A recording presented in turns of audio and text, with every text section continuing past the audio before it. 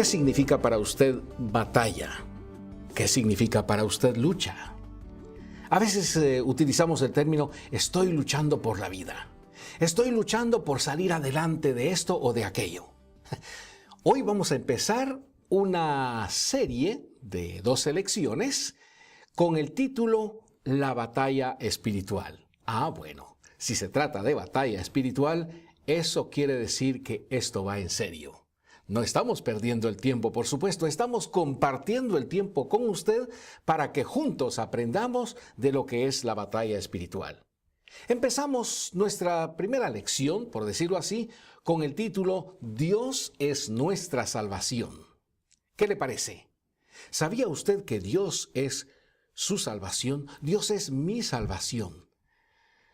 Antes del libro de Josué, encontramos a los israelitas viviendo en el desierto. Pero antes de continuar, déjeme darle la más cordial de las bienvenidas a esta serie que, mientras avancemos en ella, usted se va a dar cuenta que se torna interesante. Bueno, por temor a que los moradores de Canaán les aniquilaran a estos israelitas, ellos no estaban animados de entrar a la tierra que Dios les había prometido. Ellos no confiaron que Dios les iba a proteger y dar la victoria. Entonces, Dios les preparó una escuela de fe en el desierto. A ver, hermano, ¿qué quiere decir usted con eso de una escuela de fe en el desierto? ¿Cómo es eso? ¿Sabe que él tomó el papel del padre guiando a sus hijos hacia la madurez de fe? Y por 40 años los israelitas anduvieron sin casa o terreno, completamente dependiendo de Dios para su diario vivir, para un sostén diario. ¿Sabe que estos israelitas vieron a Dios en acción? Él les enviaba maná como escarcha cada mañana, abriendo la roca para que saliera agua, ríos de agua, acompañándoles también con una nube en el día para darles sombra y una columna de fuego en la noche para darles el calor que ellos necesitaban. Su propia vestimenta no se gastó y la utilizaron durante 40 años. Hagamos un paréntesis. Esa ropa que usted tiene puesta ahora mismo, tal vez usted podría pensar por cuánto de tiempo la ha usado. Pero cuando pensamos en 40 años usando la misma ropa, eso es palabra mayor. Fíjese que los israelitas experimentaron en vivo al Dios creador, quien les sostenía con su infinito poder, ligado con ternura. Después de 40 años en la escuela de fe, Dios les dirigió a la frontera de Canaán. Ahí ellos iban a recibir tesoros de la mano de Dios. Allá en Deuteronomio capítulo 28 versículos 1 al 7 leemos: Acontecerá que si oyeres atentamente la voz de Jehová tu Dios para guardar y poner por obra todos sus mandamientos que yo te prescribo hoy, también Jehová tu Dios te exaltará sobre todas las naciones de la tierra. Y vendrán sobre ti todas estas bendiciones y te alcanzarán si oyeres la voz de Jehová tu Dios. Bendito serás tú en la ciudad y bendito tú en el campo. Bendito el fruto de tu vientre, el fruto de tu tierra, el fruto de tus bestias, la cría de tus vacas y los rebaños de tus ovejas. Benditas serán tu canasta y tu arteza de amasar. Bendito serás en tu entrar y bendito en tu salir. Jehová derrotará a tus enemigos que se levantaren contra ti. Por un camino saldrán contra ti y por 7 caminos huirán de delante de ti. Todas las bendiciones vienen de Dios. Y al seguirle con fe los israelitas iban a tener protección y prosperidad en la tierra prometida. Dios es el origen de todo bien. ¿Ha oído usted bien? Esto que hemos leído ahí en Deuteronomio, solo bendiciones, solo bendiciones, solo bendiciones, ninguna maldición, solo bendiciones. Pero más adelante vamos a podernos dar cuenta que para de veras ser bendecidos por Dios, algo tenemos que hacer. Allá en Santiago capítulo 1 versículo 17 podemos entender que es Dios quien derrama todas las buenas cosas que disfrutamos. ¿Y qué dice? Toda buena dádiva, dice Santiago allá en la epístola de su mismo nombre en el Nuevo Testamento, toda buena dádiva y todo don perfecto desciende de lo alto, del Padre de las luces, en el cual no hay mudanza ni sombra de variación. Qué hermoso es el poder confiar en Dios, en quien no hay mudanza, en quien no hay cambio. No hay ninguna variación. Él es el mismo de ayer, de hoy y para siempre. Dios es bueno y digno de nuestra completa confianza. Si queremos andar en su bondad, tenemos que aprender a depender plenamente de Él. Sí, plenamente de Dios. Marchando con nuestro Salvador. Al llegar a la tierra prometida de Canaán, esta segunda vez, Josué tomó las riendas de dirigir al pueblo de Israel. Y eso lo vemos en Josué capítulo 1, versículos 1 y 2, cuando dice: aconteció después de la muerte de Moisés, siervo de Jehová, que Jehová habló a Josué, hijo de Nun, servidor de Moisés, diciendo: mi siervo Moisés ha muerto. Ahora pues levántate y pasa este Jordán, tú y todo este pueblo, a la tierra que yo les doy a los hijos de Israel. Dios le prometió a Israel la tierra de Canaán y Josué iba a guiarles bajo el poder y cuidado de Dios. Qué hermoso podría ser el remontarnos a aquellos tiempos de antaño y poder observar ese cuadro cuando Dios le habla a Josué haciéndole ver que Moisés había muerto. Incluso el nombre Josué en el idioma hebreo significa Jehová es salvación. Entonces Josué iba delante de Israel, ilustrando con su propio nombre que Dios era poderoso para salvarles de sus enemigos. Y por medio de Josué, capítulo 1, versículo 3, eso es exactamente lo que Dios prometió. Él dice: yo les he entregado la gente y los territorios de Canaán. Punto. No más. Qué linda promesa del poder de Dios para ganar a la batalla. Esa batalla tan tremenda. Dios fue su Josué. Dicho en otras palabras, Dios fue su salvación. Nosotros tenemos el mismo Dios que los israelitas tuvieron. Siglos después del nacimiento de Josué, Dios mandó a otro Josué, quien nos salva del peor y más fuerte enemigo. Le invito a ir a Mateo capítulo 1, versículo 21, donde dice: y dará a luz un hijo, y llamarás su nombre Jesús, porque él salvará a su pueblo de sus pecados. Jesús es nuestro Josué, porque su nombre es lo mismo en el idioma hebreo, que quiere decir Jehová salva. Nuestro Salvador vino al mundo, no para librarnos de ejércitos, sino para librarnos de la esclavitud del pecado. Eso es su gran meta, y precisamente nosotros debemos ver el pecado como a un cuerpo de un animal fétido. Imaginémonos un zorrillo muerto tirado ahí a la orilla del camino. ¡Qué feo olor! ¡Y qué asqueroso es nuestro pecado! Comparándolo con ese olor e inclusive no queremos ni ver ese animal muerto ahí. Solamente de sentir el olor, ni siquiera queremos pasar ahí cerca y verlo. Es eso precisamente lo que debemos sentir como nuestro Salvador se siente, y querer nuestra salvación más que a la vida misma. ¿Sabe qué? Cuando percibimos lo terrible del pecado, hacemos todo para vivir en la libertad de nuestra salvación. ¿Por qué? Bueno, porque Jesús dio todo para conseguir nuestra libertad.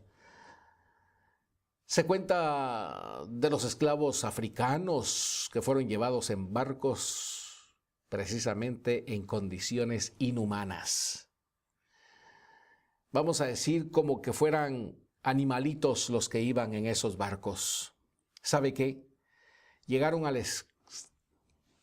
un extremo tremendo. Tenían que vivir varios meses dentro del barco.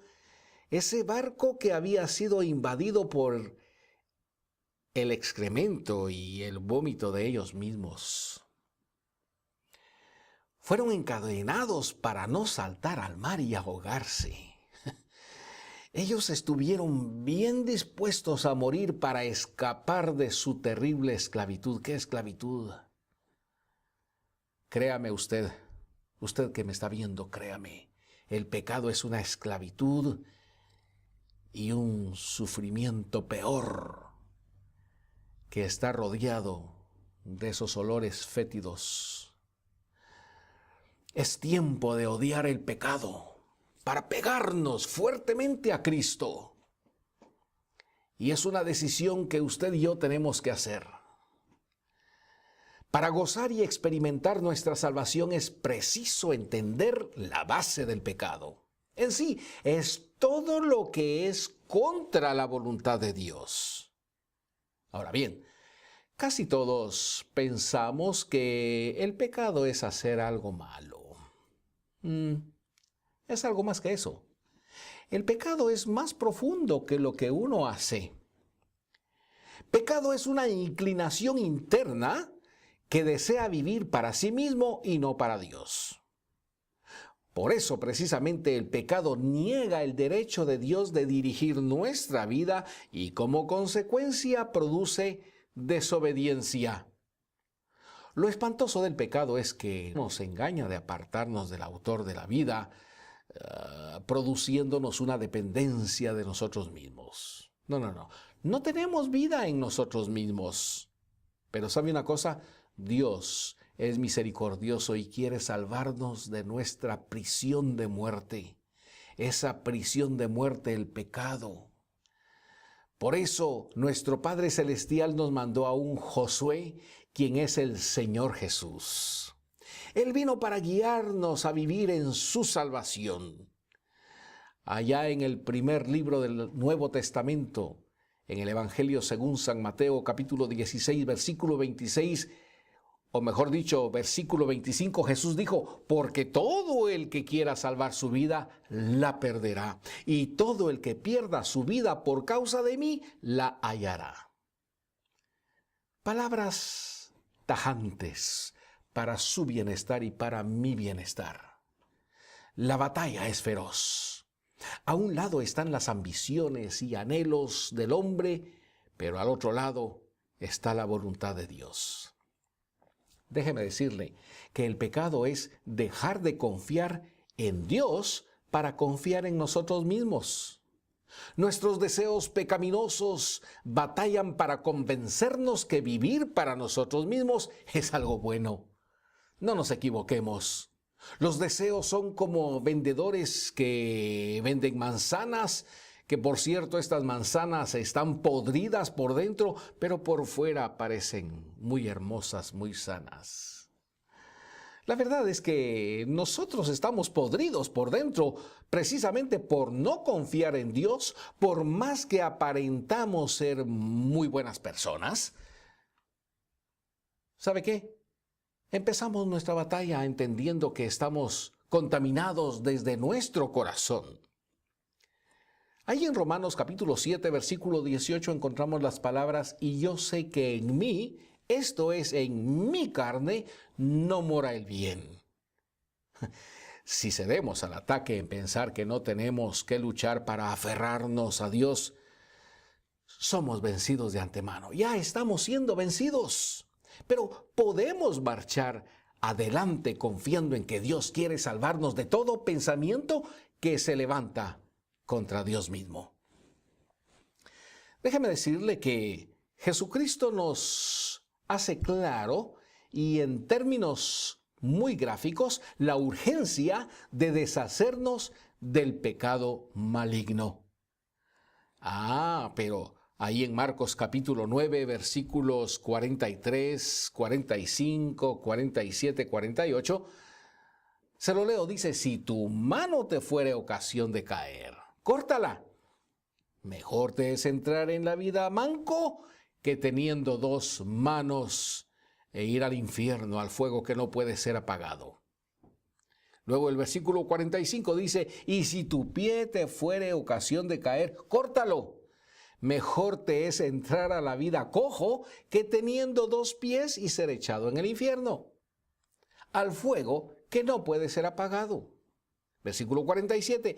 Y si tu ojo te fuere ocasión de caer, sácalo.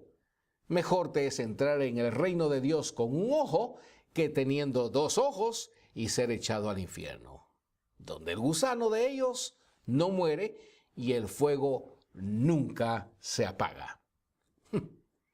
Obviamente, no se puede cortar el pecado por sacar miembros de nuestro cuerpo.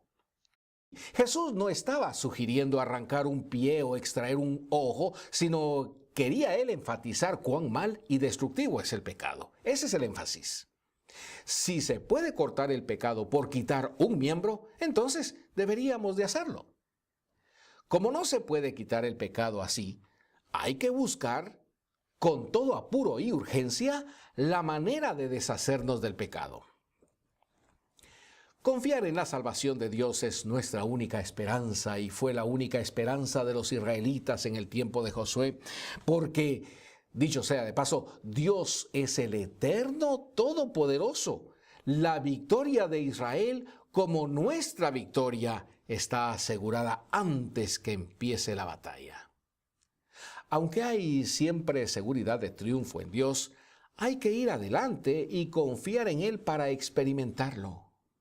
Eso requiere valentía. En Efesios capítulo 2, versículos 4 al 6 dice, pero Dios, que es rico en misericordia, por su grande amor con que nos amó, aun estando nosotros muertos en pecados, nos dio vida juntamente con Cristo. Y luego añade, por gracia sois salvos. Y juntamente con Él nos resucitó y asimismo nos hizo sentar en los lugares celestiales con Cristo Jesús. Pero también en Romanos capítulo 8, versículo 37, encontramos las palabras, somos más que vencedores por medio de aquel que nos amó. El triunfo es afirmado de antemano por la muerte y resurrección de nuestro Josué, el Señor Jesús, por supuesto. Solo tenemos que andar en confianza de nuestro Salvador mientras que vivamos. Ser triunfadores en Cristo debe hacernos sacar el pecho y andar con confianza en Dios. Al volver al primer capítulo de Josué, podemos ver una exhortación que dio coraje a Josué y nos debe animar a nosotros mismos también. Ahí en Josué capítulo 1, versículos 5 y 6, dice, nadie te podrá hacer frente en todos los días de tu vida. ¡Qué promesa tan grande! Nadie, absolutamente nadie. Sigo leyendo. Como estuve con Moisés, estaré contigo, no te dejaré ni te desampararé. Esfuérzate y sé valiente, porque tú repartirás a este pueblo por heredad la tierra de la cual juré a sus padres que la daría a ellos. Parémonos ahí por unos instantes. Imaginémonos. Imagínese usted, Josué, siempre victorioso en Dios.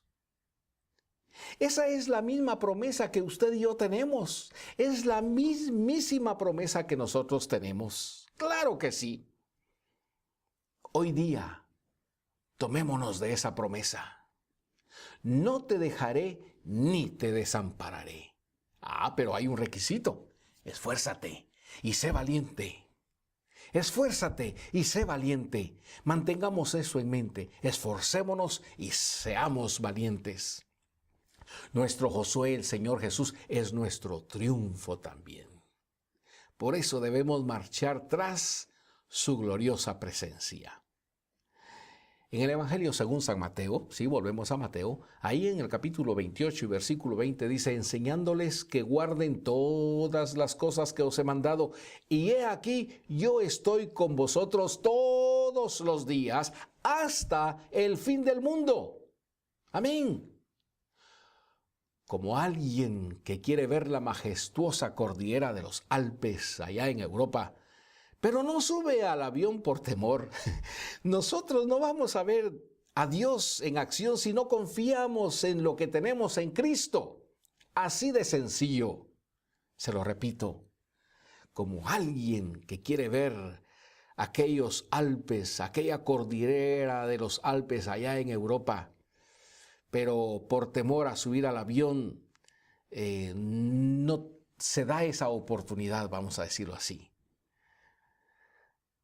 Nosotros, aplicándolo a nosotros, pues no vamos a ver a Dios.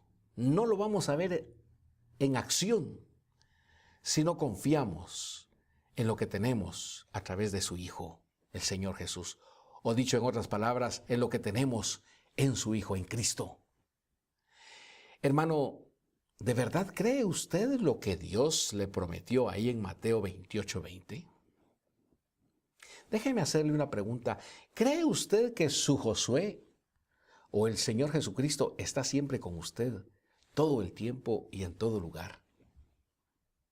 Piénselo. Déjeme permitirme hacerle otra pregunta. ¿No es tiempo que usted viva y actúe en confianza de que su Salvador está con usted y que dio su propia vida para salvarle de su gran enemigo, el pecado? Son dos preguntas que vale la pena pensarlas, analizarlas y contestárnoslas en nuestro fuero interior. Si usted cree eso, entonces tiene que descansar en su salvación. Claro que sí. Nuestro Josué dio su vida para comprar nuestra vida y salvar esa vida, salvarnos del pecado. En vez de afligirnos por librar nuestras vidas del pecado, debemos descansar en dos verdades. Jesús compró nuestra vida por su sangre, entonces no es nuestra vida, sino es la vida de Él. Así de sencillo. Además, Él hizo todo y hace todo para salvar lo que a Él le pertenece. Entonces, ¿qué nos pasa? Descansemos pues en fe en que Dios nos salvó y está aplicando esta salvación a sus hijos, a nosotros como sus hijos. En Hebreos hay una gran descripción. Hebreos describe nuestra salvación como un reposo, pero solo los que descansan en Jesucristo y no se afanan para vivir su vida, experimentan ese descanso, como dice Hebreos 4:1. Bueno, vamos a Hebreos 4:1. Ahí en Hebreos 4:1 dice, temamos pues, no sea que permaneciendo aún la promesa de entrar en su reposo, alguno de vosotros parezca no haberlo alcanzado. Los enemigos terribles. Sí, tenemos enemigos, no solamente enemigos así cualquiera, sino que hay enemigos terribles. En toda batalla es importante identificar al enemigo. En el primer capítulo de Josué se identifican los enemigos fuertes y terribles allá en Canaán. Josué capítulo 1 versículos 3 y 4 dice, yo os he entregado como lo había dicho a Moisés, todo lugar que pisare la planta de vuestro pie, desde el desierto y el Líbano hasta el gran río Éufrates, toda la tierra de los heteos hasta el gran mar donde se pone el sol, será vuestro territorio. ¡Qué palabras más tremendas! ¡Qué oferta tan grande! ¿Sabe que los enemigos más temibles fueron los heteos?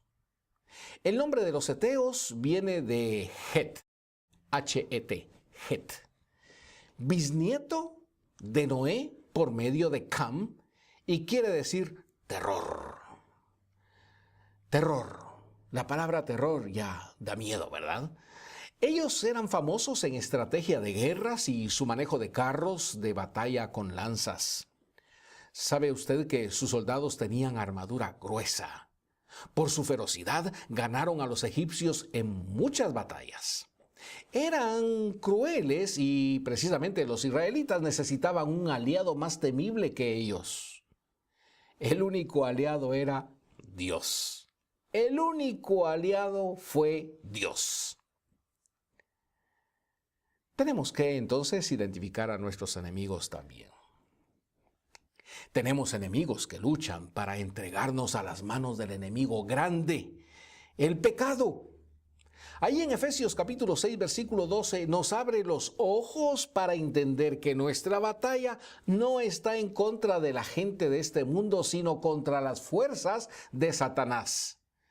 ¿Y qué dice el versículo 12? Porque no tenemos lucha contra sangre y carne, sino contra principados, contra potestades, contra los gobernadores de las tinieblas de este siglo, contra huestes espirituales de maldad en las regiones celestes. En otras palabras, mi batalla, mi lucha no es contra mi esposa, no es contra mis hijos, no es contra mis vecinos, no es contra nadie más, sino que aquí en el versículo 12 dice, no tenemos lucha contra sangre y carne. Y luego nos da, sino contra principados, contra potestades, contra los gobernadores de las tinieblas de este siglo, contra huestes espirituales de maldad en las regiones celestes. De modo que nosotros tenemos tres enemigos que son más espantosos que los heteos. La mentalidad terrenal o el mundo. Son valores humanos y temporales. Primera de Juan capítulo 2 versículo 16 dice, porque todo lo que hay en el mundo, los deseos de la carne, los deseos de los ojos y la vanagloria de la vida, no proviene del Padre sino del mundo. Y cuando decimos del Padre, y como está escrito del Padre, no está hablando de un Padre cualquiera o de un Padre terrenal, está hablando del Padre Dios. Los valores del mundo nos asaltan por los medios de la televisión, nos asaltan por los medios de esas películas, la música, los libros y mediante la gran mayoría de personas en nuestro alrededor, quienes no viven con una perspectiva eterna, sino una perspectiva terrenal. Pero aquí tenemos el otro enemigo y es la carne. Y cuando hablamos de la carne no estamos hablando de aquella carne sabrosa ahí de churrasco, algo que comemos. No nos equivoquemos. La carne desea complacer a los apetitos del cuerpo. Nuestra carne busca placeres que deleitan a los ojos, a los oídos, el sentido del tacto, el paladar, el sentido del olfato. No es tanto el problema de gozar de la creación de Dios, sino de buscar agradar la carne dejando a Dios y su voluntad al lado. Y eso es lo que hace la diferencia. Dios tiene que ser nuestro propósito de vivir y la carne tiene que someterse a Él. Romanos capítulo 8, versículo 8.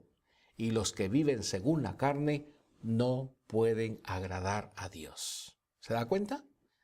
Los que viven según la carne, y lo hemos mencionado anteriormente cuando vamos a descifrarlo de esta manera, y los que viven según la carne, o sea, los que buscan placeres que deleitan a los ojos, oídos, el sentido de tacto y todo lo que hemos mencionado anteriormente, no podemos agradar a Dios. Pero hay un tercer enemigo, y es el diablo.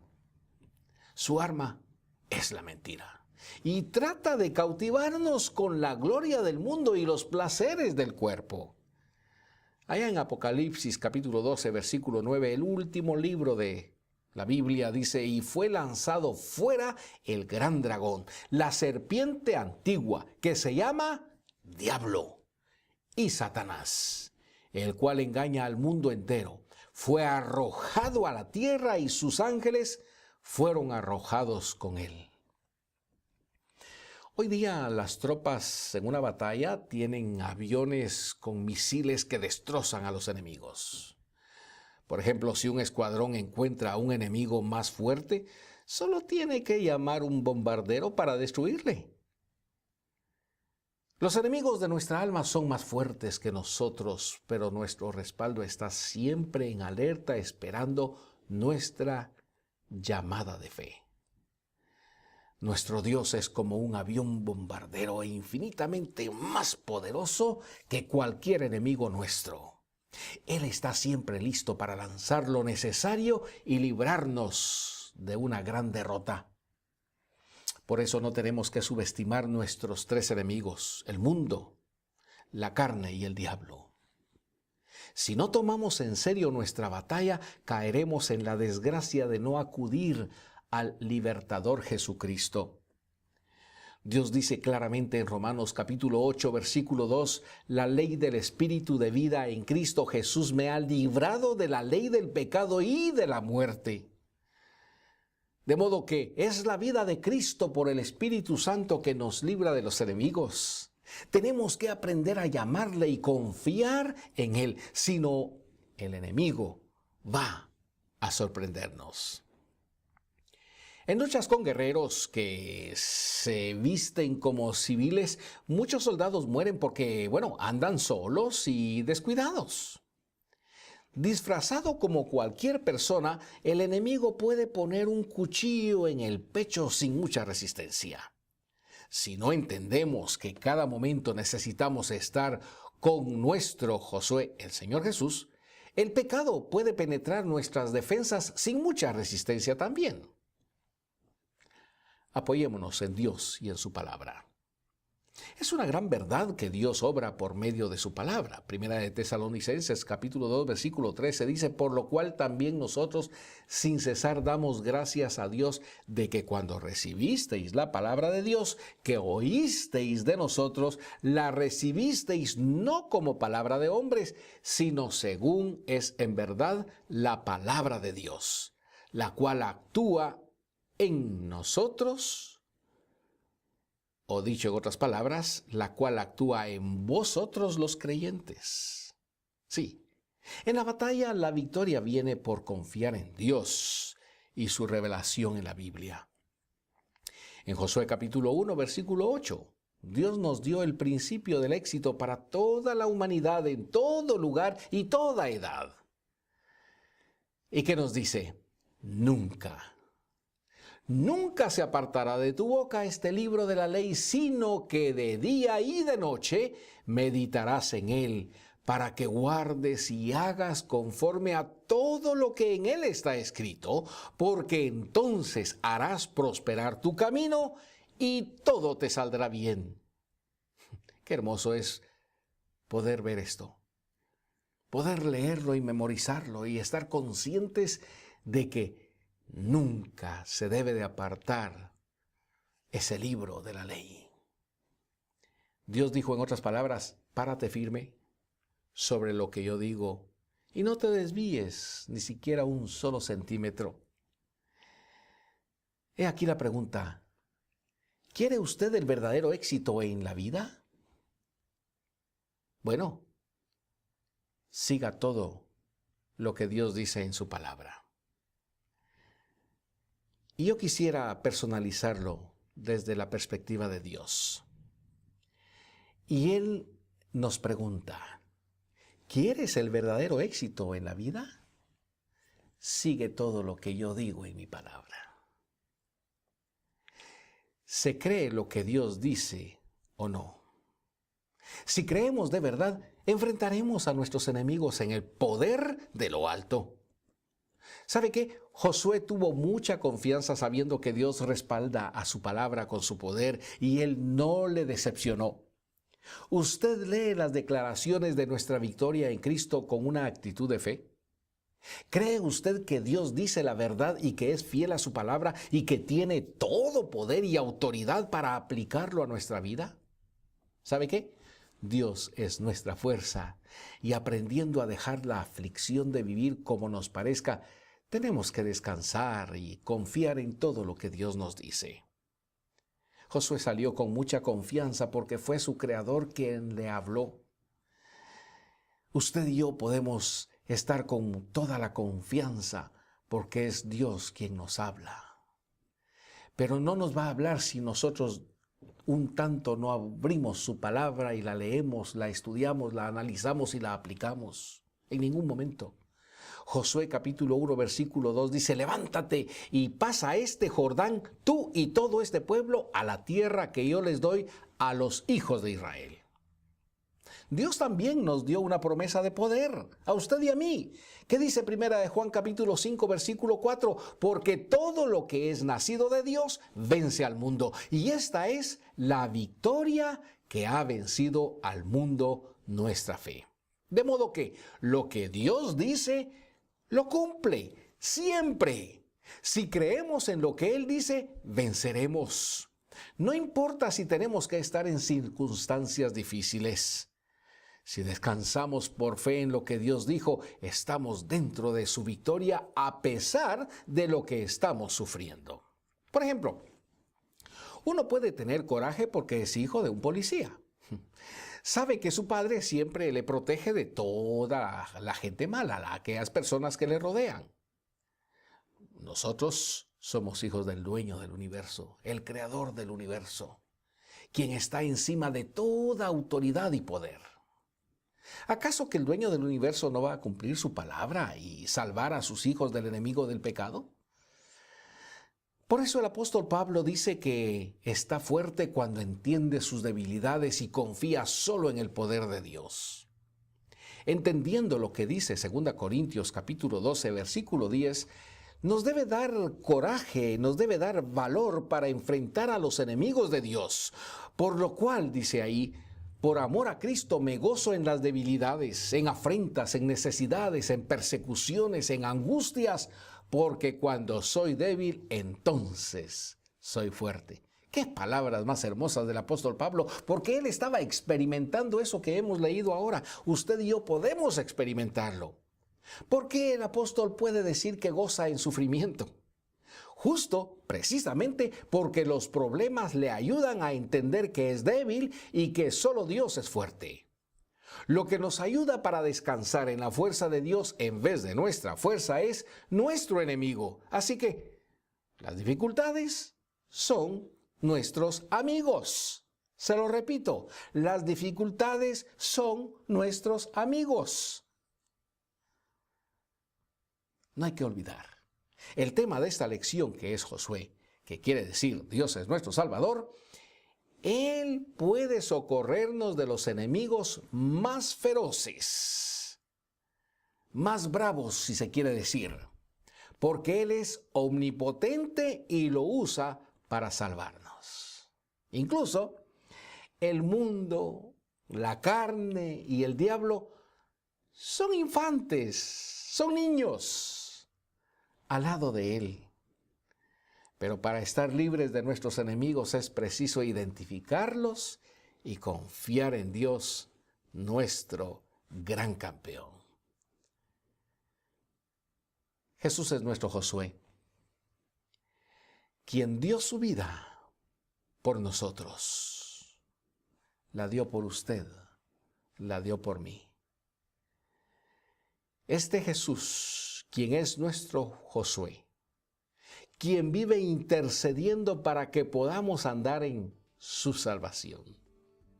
Él, y solamente Él, es digno de toda su confianza. A Él sea la gloria. Amén. Hasta la próxima.